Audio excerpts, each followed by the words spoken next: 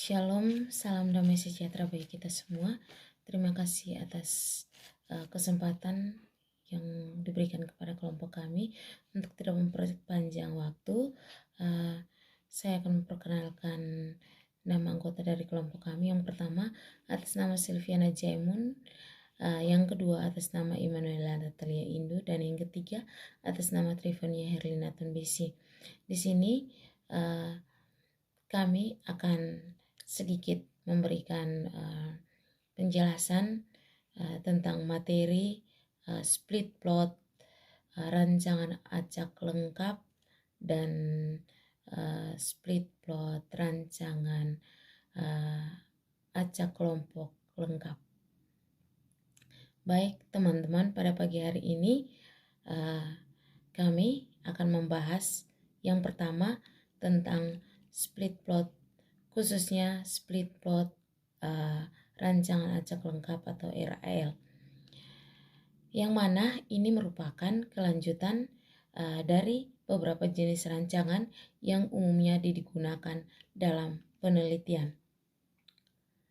Beberapa materi yang akan kita bahas diantaranya adalah konsep dasar split plot rancangan acak lengkap atau RAL, kemudian layout rancangan atau bagan percobaan, kemudian model linear dan hipotesis, dan kemudian yang kita jelaskan terakhir itu struktur tabel analisis seragam atau ANOVA untuk melakukan pengujian terkait dengan faktor-faktor dalam split plot rancangan acak lengkap atau RAL. Dan kemudian kita tutup dengan sebuah ilustrasi. Baik teman-teman, tentu pertanyaan pertama yang muncul dalam benak kita yaitu apa itu rancangan split plot? Rancangan split plot ini sering juga disebut sebagai rancangan petak terpisah, yang mana merupakan bentuk khusus dari rancangan faktorial yang dimana kombinasi perlakuan diacak secara bertahap. Di sini karena dinyatakan perlakuannya diacak secara bertahap, tentunya muncul pertanyaan, apa pertimbangan penerapan dari rancangan petak terpisah ini atau split plot ini? Nah, teman-teman, ini biasanya terjadi karena beberapa alasan. Yang pertama, karena adanya perbedaan kepentingan pengaruh antar faktor-faktor yang dilibatkan di dalam percobaan. Sebagian ilustrasi, misalnya dalam penelitian terkait dengan produktivitas suatu komoditi, tentunya tertentu bisa padi, jagung, atau tanaman lainnya. Misalnya dalam percobaan itu dilibatkan dua buah praktek faktor. Yang pertama seperti pemupukan. Nah, di sini pemupukan dibedakan berdasarkan jenis pupuk yang kita gunakan dengan dosis tertentu juga. Dan faktor kedua yaitu mengenai varietas. Misalnya si peneliti justru dalam penelitian ini ingin melihat pengaruhnya itu. Yang pertama, yang paling penting menurut peneliti itu adalah bagaimana produktivitas antar varietas. Sedangkan pupuk itu menjadi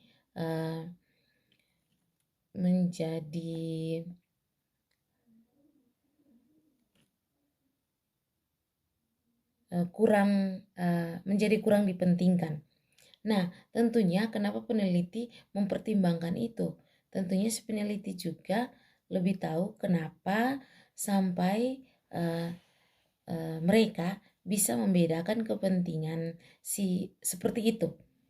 Nah, kemudian ada alasan lain juga yang biasanya terkait dengan penerapan rancangan petak terpisah ini, yaitu pengembangan dari percobaan yang telah berjalan. Ini ada sebuah cerita dari seorang peneliti.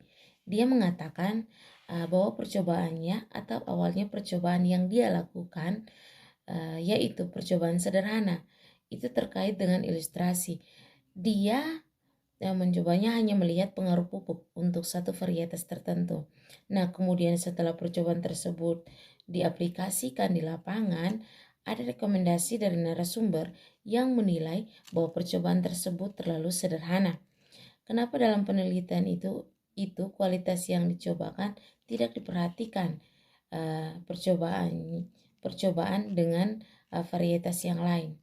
Nah, dalam kondisi seperti ini, maka si peneliti dapat melakukan perkembangan percobaan tanpa harus mengulangi percobaan dari awal, sehingga petak yang tadinya hanya dialokasikan untuk satu varietas tertentu itu di-split menjadi 2 atau menjadi beberapa varietas. Di situ menjadi subpetak dan petak besarnya.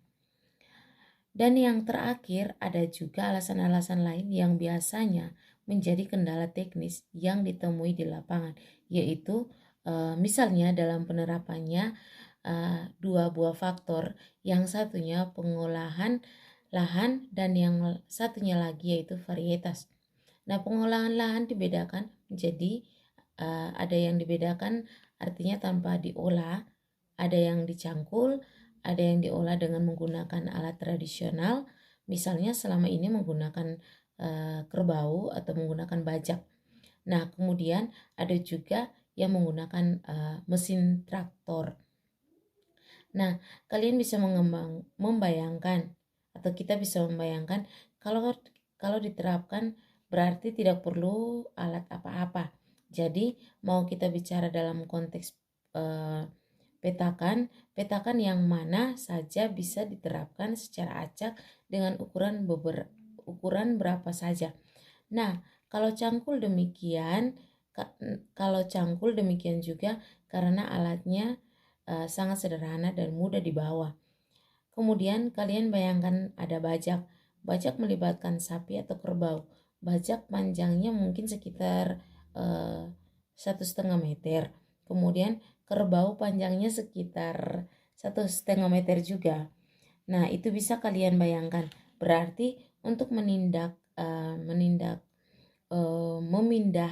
alat bajak ini itu harus hati-hati, karena itu dapat merusak tanggul pematang sawah atau pematang petakan atau batas-batas petakan.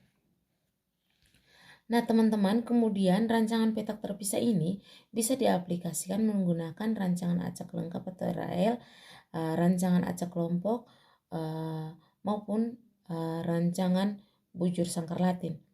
Ini sangat tergantung dari kondisi unit percobaan yang kita hadapi. Nah, untuk judul pada slide pertama tadi, kita hanya membatasi pada video kali ini, yang mana kita hanya berbicara tentang rancangan split plot yang diaplikasikan menggunakan rancangan acak lengkap atau RAL. Oke, yang berikutnya kita masuk pada penyusunan bagian percobaan. Misalnya, dalam suatu percobaan itu melibatkan dua buah faktor.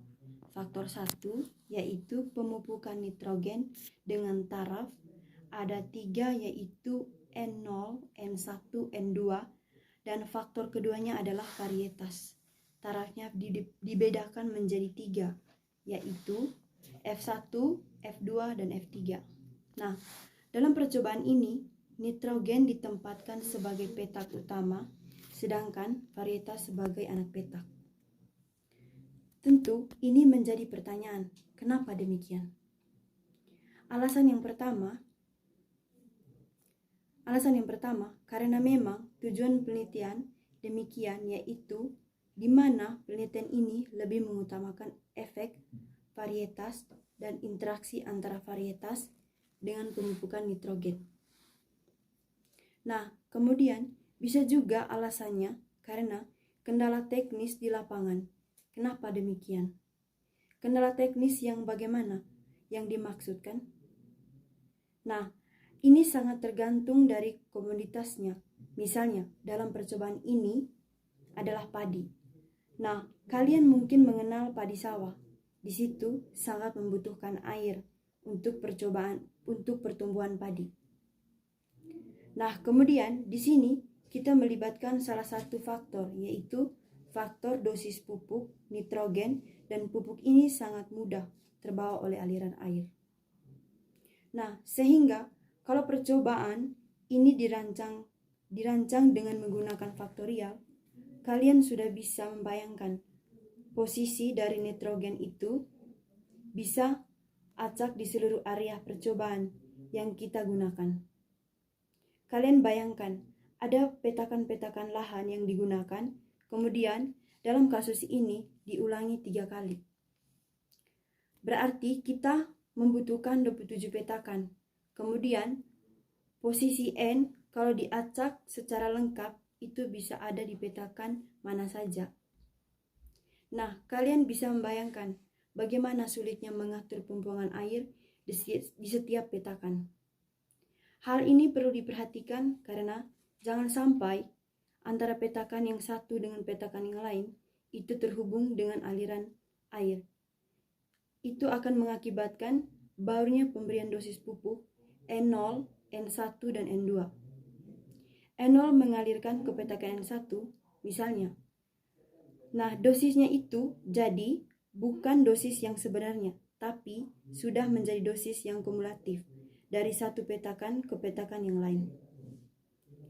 Nah, untuk menghindari atau mengefisienkan pembuangan air itu, tentunya jauh lebih mudah kalau diterapkan dengan menggunakan split plot, di mana suatu petak besar itu diberikan satu dosis pupuk tertentu. Nah, berarti kalau dalam konteks ini kita membutuhkan 3 petak besar untuk N0, N1, dan N2, masing-masing diulangi 3 kali. Nah, varietas baru ditempatkan pada subjek dari N0, petak besar, kemudian itu di-split menjadi 3 subpetak atau anak petak. Baru varietas itu diacakkan di dalam anak-anak petak dari masing-masing petak besar. Mungkin itu yang menjadi pertimbangan di lapangan, tapi ini bukan alasan pertimbangan percobaan. Rancangan ini bisa diaplikasikan dengan RAL, yaitu tentunya syarat-syarat utama yaitu unit-unit percobaan harus homogen atau sama. Bagaimana pembuatan layout? Nah, pembuatan layout percobaannya ini yaitu mengikuti pengacakannya, mengikuti rancangan faktorial tunggal RAL, karena yang perlu diacak pertama kali itu adalah petak utama. Jadi, hanya petak utama yang mengikuti pengacakan secara acak lengkap. Yang berarti, kalau petak utama ini adalah nitrogen, ada 3 petak utama, kemudian diulangi 3 kali. Berarti kita harus mempersiapkan 9 petak besar. Nah, bagaimana penempatan N di dalam ke-9 petak besar itu? Ini mirip seperti rancangan faktor tunggal RAL dengan perlakuan yaitu nitrogen. Nanti pada bagian ini kami akan menampilkan slide layout, split plot, RAL, dan nanti teman-teman bisa menyimak melalui tabel yang akan ditampilkan pada slide ini. Nanti di sini kita melihat posisi varietas, kemudian diacak posisinya, yakni NY di mana petak besar yang dapat N0. Mana petak besar yang dapat N1, itu strateginya bisa dilakukan dengan perbanyakan bilangan acak. Nah, model linear dari split plot RAL ini ada sedikit berbeda dibandingkan dengan faktorial. Kenapa? Karena kalau di struktur faktorial galat banyak satu saja. Dia hanya sebagai galat percobaan. Nah, Cuman di dalam rancangan split plot RAL, di sini karena ada perbedaan petak, perbedaan ukuran petak, maka galatnya dipisahkan menjadi dua, yaitu galat petak utama dan galat anak petak. Galat petak utama ini adalah keragaman yang terjadi di dalam petak utama, sedangkan galat anak petak itu adalah keragaman di dalam petak anak. Sebagaimana di sini dituliskan, YIJK atau mu tambah alfa I tambah galat IK tambah delta J tambah delta tambah mu delta IJ tambah sigma IJK, yang mana YIJK yaitu nilai pengamatan faktor A taraf ke I, faktor B taraf ke J, dan diulangi ke K, atau mu tambah alfa I atau mu atau alfa I BJ, yaitu komponen adiktif dari rataan pengaruh faktor utama A dan pengaruh faktor utama B. Alfa delta IJ yaitu komponen interaksi dari faktor A ke faktor B. Sedangkan delta IK yaitu komponen acak di petak utama yang menyebarkan normal, dengan sigma IJK yaitu pengaruh acak dari anak petak juga menyebar normal. Kemudian hipotesis yang diuji ini kalau kita perhatikan tidak ada bedanya dan faktorial. Tetapi di dalam rancangan ini kita bisa menjawab bagaimana efek dari masing-masing faktor, faktor A dan faktor B, dan interaksi faktor A dan B. Nah, selanjutnya struktur tabel sidik ragam atau ANOVA. Di sumber keragamannya terdapat dua galat, yang mana galat faktor A dan galat faktor B. Di sini totalnya tidak dituliskan. Maka kita boleh menulis total yang merupakan jumlah keseluruhan untuk derajat bebasnya A pangkat min 1 karena faktor dialokasikan atau diterapkan pada petak utama ada A taraf dan derajat bebasnya A pangkat 1. Nah, kemudian masing-masing petak besar diulangi sebanyak R kali di sini. Karena yang mengikuti rancangan lingkungan adalah petak besar. Jadi, ini sesuai dengan rancangan dari faktor tunggal RAL. Nah, kalau perlakuan ada sebanyak A ulangan R, maka derajat bebas T kali R pangkat min 1. Cuman kalau di sini perlakuan itu berarti faktor A sebagai perlakuan, berarti A dikalikan R pangkat 1, R pangkat min 1. Jumlah kuadrat galat A, kemudian galat tengah galat A, berarti kalau kita menguji efek dari A itu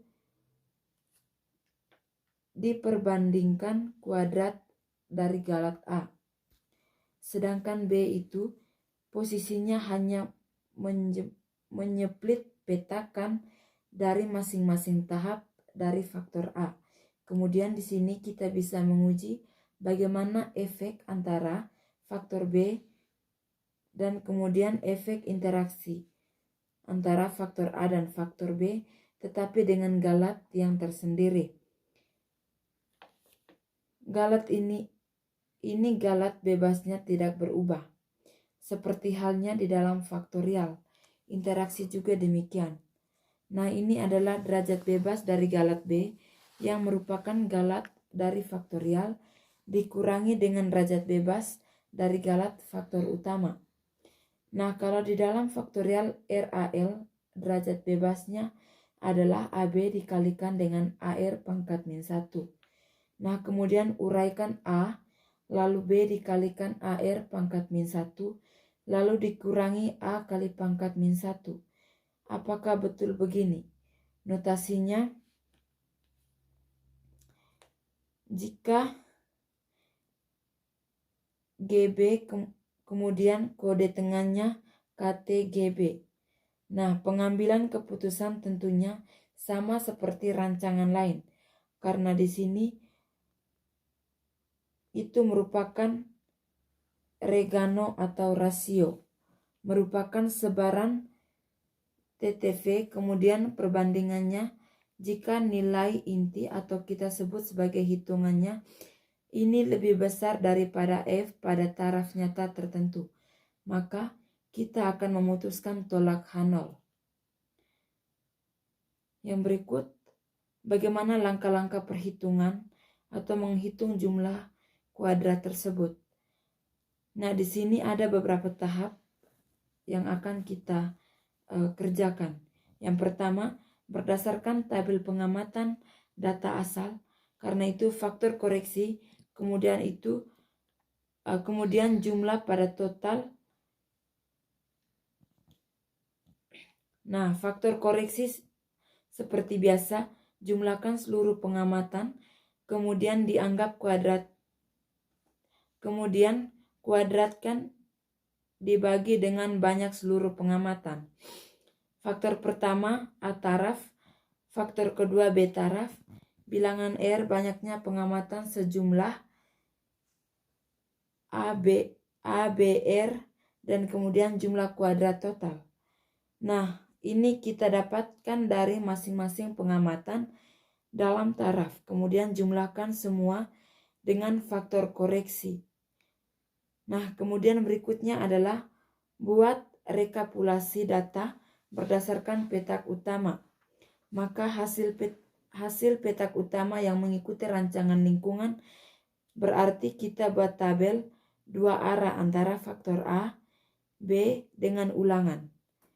Nah, B-nya itu diabaikan sehingga untuk setiap faktor A di dalam tabel ini adalah jumlah dari seluruh pengamatan, taraf-taraf faktor B.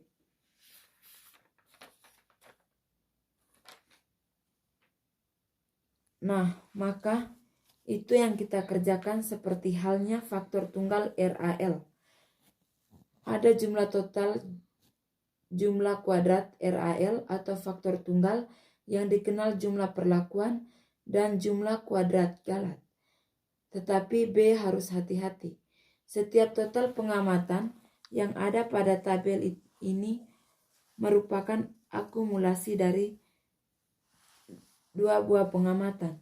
Kemudian itu menggunakan formulatif dan kemudian juga kita butuh faktor kuadrat B dan jumlah kuadrat interaksi A dengan B, dan itu bisa dihitung berdasarkan rekap data, struktur perlakuan kita pada taraf A dan B, dan buat rotabilasi antara A dengan B, nilai pengamatan yang merupakan total dari R ulangan.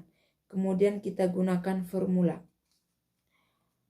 Baik, itu yang harus kita lakukan sehingga kita bisa mendapatkan semua jumlah kuadrat dari sumber keragaman. Dan di sini ada satu ilustrasi. Di sini percobaan pernah dilakukan dalam masalah 10 tahun terakhir. Nah, di sini percobaannya ingin mencari tanaman yang mampu menyerap polusi udara dengan baik.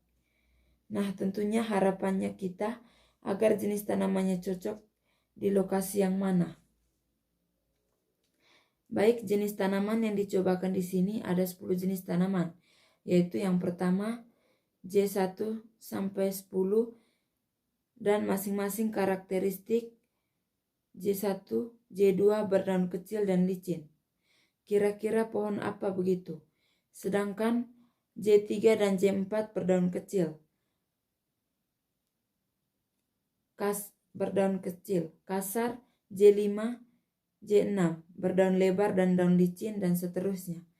Nah, kemudian lokasi percobaan itu dilakukan 2 tempat, yaitu Cempedak dan Subroto. Dari mana? Ini dari Jakarta. Nah, kemudian dilakukan sebanyak 3 kali unit percobaan diasumsikan. Percobaan ini dilakukan di taman-taman di wilayah Jakarta. sehingga bisa diasumsikan karena untuk satu lingkungan tertentu kondisinya sama saja. Pola perawatannya itu semuanya sama, biasa. Itu dilakukan oleh dinas tata kota, sehingga diasumsikan homogen. Nah, kemudian respon yang dicatat di sini banyak, tapi yang dianalisis di sini yang berkaitan konsentrasi tubuh saja, dan berarti dalam konteks ini lokasi itu sebagai petak utama karena lokasi tidak bisa acak kemana-mana, sehingga alokasi menyebut Cipedak Batu, Subroto atau Subroto yang bisa diacak-acak kerucut. Untuk karakteristik petak utamanya, khususnya galat dari petak utama. Kemudian pengujiannya juga didefinisikan, apa yang diuji hipotesisnya. Yang berkaitan lokasi menggunakan galat ini sebagai penguji dan sebagai pembanding. Hasilnya seperti ini. Kalau kita tidak mendefinisikan seperti ini, maka komponen galat itu digabung menjadi satu. Sama seperti percobaan faktorial. Jadi memang harus dipisahkan. Nah, ini nilai hitung yang diperoleh nilai kelima. Berarti dari nilai F hitung yang begitu besar, maka sudah diyakini H0 akan ditolak atau bisa dikatakan tidak mendukung untuk data yang menolak H0. Nah, demikian kelihatan di sini terjadinya sangat kecil dan resiko kesalahan H0 juga akan sangat kecil. Sehingga kita bisa menyatakan bahwa lokasi berpengaruh secara signifikan dan jenis tanaman berpengaruh secara signifikan, termasuk interaksi terhadap konsentrasi debu. Nah, kalau kita disuruh untuk memutuskan jenis tanaman apa yang cocok untuk menurunkan konsentrasi debu, itu tergantung lokasinya. Sekian saja materi dari kelompok kami. Terima kasih.